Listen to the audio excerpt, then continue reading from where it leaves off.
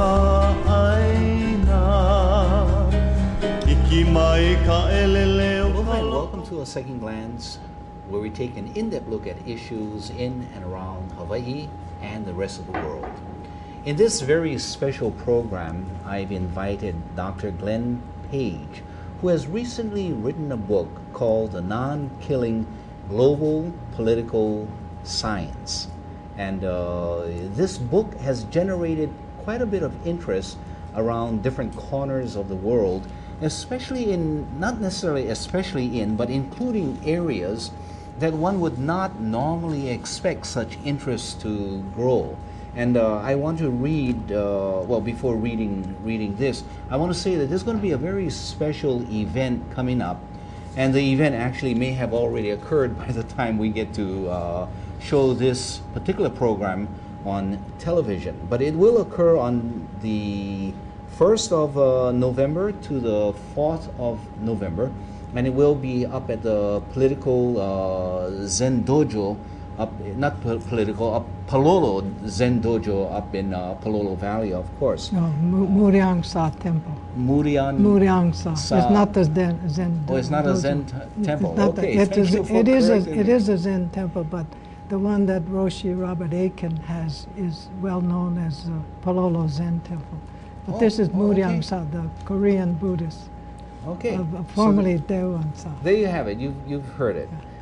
Before formally bringing in Dr. Paige to engage in this discussion, I just want to give you some background of this book and the interest that it has created.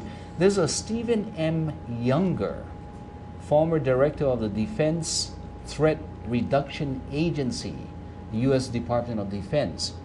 And he's also been the former head of nuclear weapons research and development in Los Alamos National Laboratory. Anyway, he writes in one of his commentaries called Endangered Species, and he says, as obvious as this might sound, it is remarkable that so little attention has been given to the problem of reducing large-scale violence. We have programs to end poverty, reduce illiteracy, and eliminate preventable diseases. Yet we spend almost nothing on planning ways to prevent large wars. Glenn Paige, a retired professor of political science, makes this point in his book, Nonkilling Global Political Science. This is the general topic, not necessarily the book, but the subject of non-killing in the society, and how can it be brought about? How does one differentiate non-killing from the more oftentimes heard of conversation, non-violence, peace, and the rest?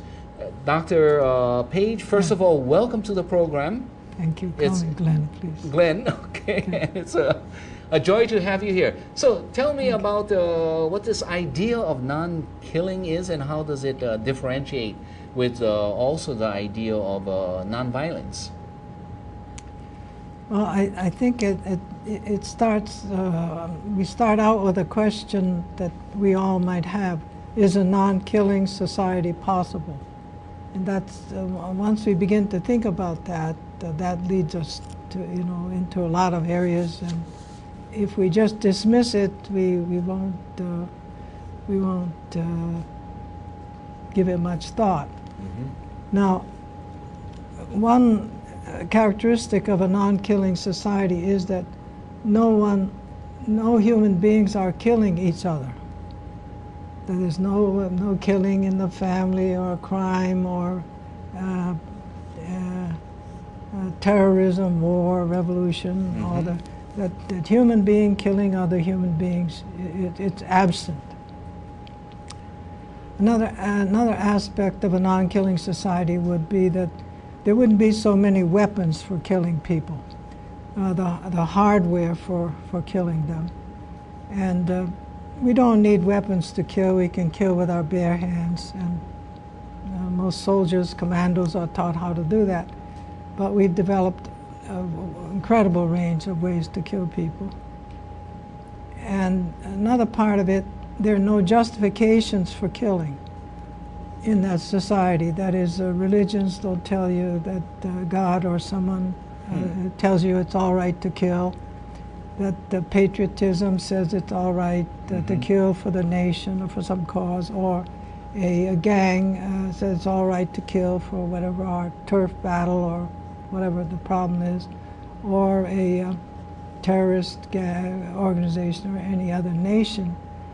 So, and then the third thing is, in a non-killing society, there would be no conditions that are only maintained or propped up by the threat or use of killing. I mean, threaten to kill people. And some examples of that would be, all right, male dominance over females for centuries. The male would kill them, and that's part of that dominance situation. Or, of course, governments and violence there. Then, of course, property owners, the rich against the poor. If he's going to evade the property, they bring in violence and so forth. So, or if it was racism and apartheid or any kind of ideological domination that's backed up by police, force, intelligence, armies, weapons.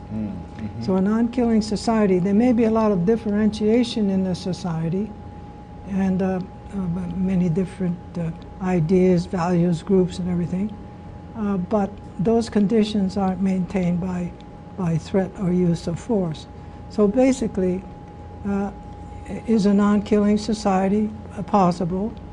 Since the word non-killing is not in dictionary, we have to define it somehow. So let's say it means no killing of humans, no weapons specifically designed to kill humans, no justifications for using them to kill, and no conditions that are only produced or changed by threat or use of killing force. Now, how does that relate to peace and nonviolence? There are, I think, there are two